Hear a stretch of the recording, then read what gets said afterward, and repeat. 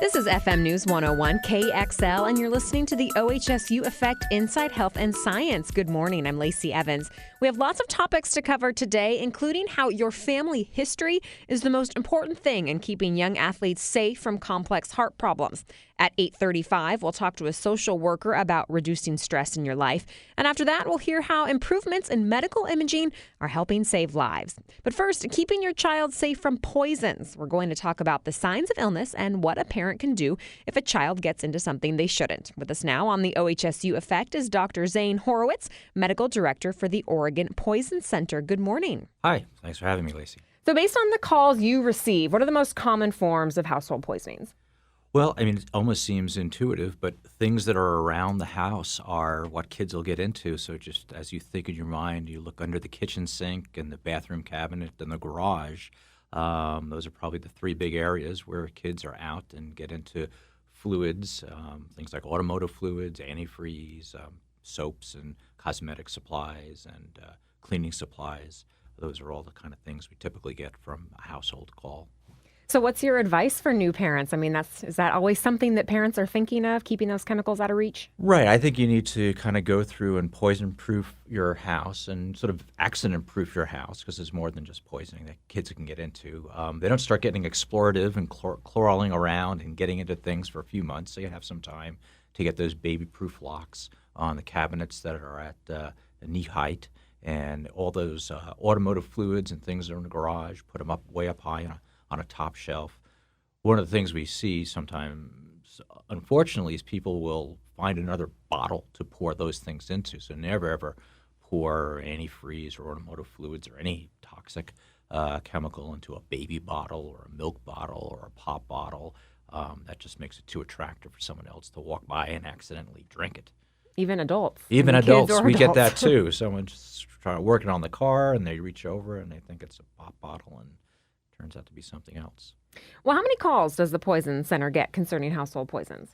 Well, we get total about 47,000 calls from Oregon every year, and kids really make up the vast majority of those. About 30,000 of those calls are from parents or relatives of children concerning children themselves. You guys are busy then. We are. We're open 24 hours a day. The phone is answered live by a nurse, usually within a ring or two.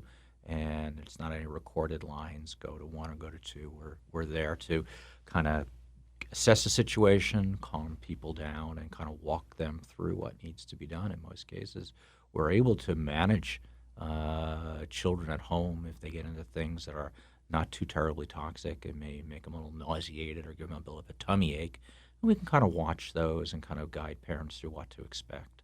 That's nice. So it always doesn't have to end in a trip to the hospital. Right. That's probably our biggest help, I think, to the community at large is we have all the information at hand through different databases and our experience. And we can keep you out of the hospital, keep you out of sitting in the emergency room for many hours waiting to be seen for something that probably could be handled at home. So what are the first steps parents should take if their child may have eaten something poisonous? Well, the first thing really is to have our number around. We have magnets and stickers and all these nice little things. Keep it by the phone or program it into your cell phone if you're out traveling. And give us a call because oftentimes nothing needs to be done. I would say a vast majority of household products that are not particularly caustic or an acid or a base can usually be watched at home.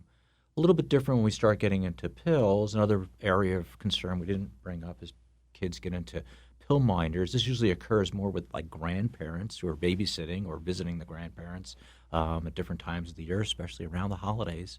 Those nice pill minders are kind of like little baby rattles, and they make lots of noises with all those little pills in them. And our kids will start flipping the little box top lids off, and they'll start playing with it, and then you'll have to figure out which of the different medications. So keep them, whatever the child get into, handy, whether it's a plant or a bottle with a label or a pill with a number on it. We can identify that pill just by its imprint code, which is the number that's on every pharmaceutical product. So is it as simple as forcing a child to drink water if they ingest one of those pills? Or can you really say a blanket statement like that? No, I mean, there isn't a blanket statement. There's probably no reason. In some cases where something may be dehydrating, we may have you drink water, but you shouldn't do anything without calling us first.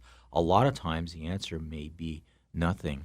Years ago, they used to give syrup of Ipecac to children. We don't do that anymore. We don't automatically make them throw up. One, it wasn't very good for the kid. It wasn't very good for their parents. Had to clean up after them.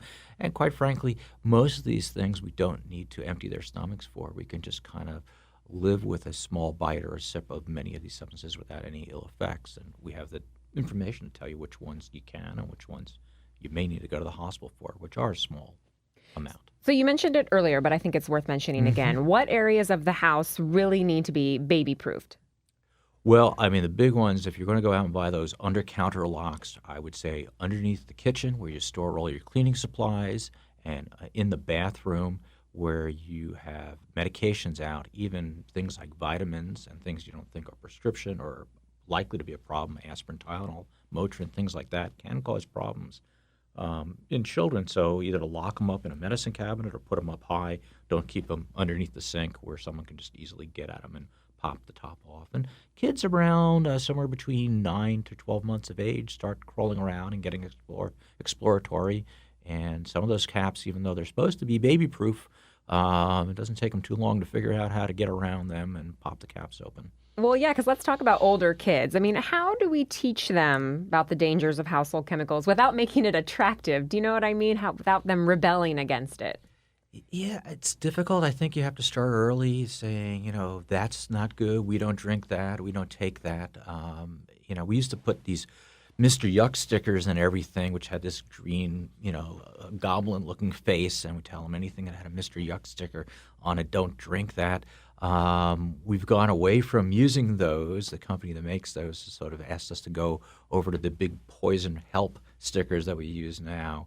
So that probably is one tactic. But I think it's just general as the kids grow up and they start getting exploratory, just teach them what's good, what's bad, what's right, what's wrong. And really they shouldn't put anything in their mouths without showing it to mommy first. So there's a lot of organic household cleaners out there, green cleaners. Are those really safer? Would you recommend those to parents? Some of them are. Most things that just contain soap in one form or another, and worst case, if you took a mouthful of it, would probably just give you an upset stomach, maybe a little bit of diarrhea half a day later. So yeah, most of those are better. There's even a safer antifreeze, which is probably safer for your pets because when they spill in the driveway, you don't want your pets lapping them up because the regular antifreeze is actually kind of sweet and can be very dangerous. So those are out there. But, if you can't go out and get those, I think the main thing is just keeping them out of reach. Well, tell us more about the Poison Center, the phone number and when is it open, everything like that. Well, the Poison Center's been here for almost 30 years now. There's a 1-800 number, which no matter where you go in the United States would connect you to your local poison center.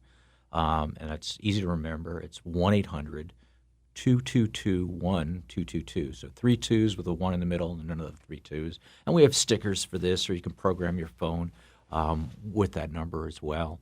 And so you have it handy. And no question is too trivial or too small for us. You can call us with anything. Exposure, whether it's a plant, whether it's a medication, whether it's some substance that happened to be found somewhere. We get calls on besides kids, although some kids get into spider bites and snake bites and seafood sting illness and stings in the ocean, which you don't have too much of here, but other poison centers deal with on a larger amount in places like Florida. And accidental exposures on an industrial basis. If someone spills something on an industrial site or a work site, we deal with all those as well. Good. So you do deal with if they're out in the wilderness and they get bitten by something. That's great. Yeah. No, I mean, there are rattlesnakes here in Oregon. We don't see a lot of them compared to places like Arizona, but we do get about 50 rattlesnake bites per year. They get called in mostly in the warmer months when people are out hiking and doing outdoor activities. And again, call us first. Don't do any of those things you may have seen in the movies. I know the movie, I don't want to spoil the ending for anybody. True Grit sort of showed a bad way to manage snake bites. You don't cut it open and do all these other things. Really give us a call and we can get you to the right hospital that'll give you the appropriate antivenom if that's what you need. Great. Dr. Horowitz, thank you so much for the advice. All right. Thanks for having me. We're having a contest here at the OHSU Effect. We are giving away tickets to Body Worlds and the Brain, an all-new exhibit at OMSI running now through early March. Just go to kxl.com and click on the banner where you can enter to win.